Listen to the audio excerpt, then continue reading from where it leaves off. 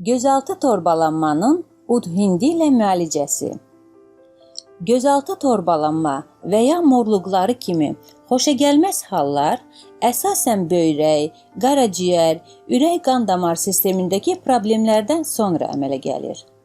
Bu zaman əvvəlcə göz altında zəif torbalamalar və zaman keçdikcə isə torbacıqlar böyüməyə başlayır. Belə görünüş ilk baxışdan həmin insanın xəstə olmasını göstərir.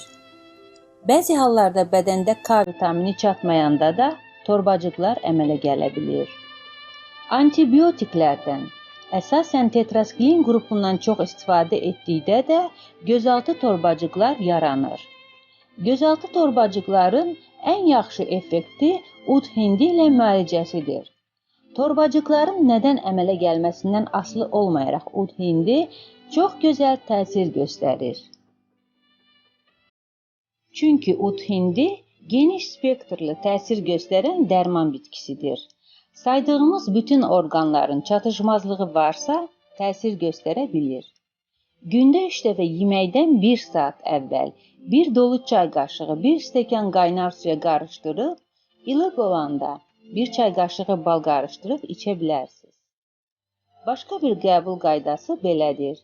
1 çay qaşığı udhindi tozu ağza alınır, üstündən 1 stəkan su içilir və ya 1 çay qaşığı udhindini 1 stəkan çiy suya qarışdırıb içə bilərsiniz.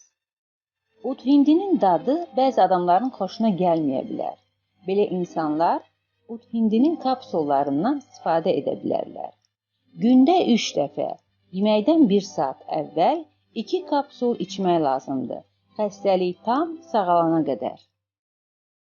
Udhindi böyrəklərdə əmələ gələn daş, duz və qumları təmizləyir.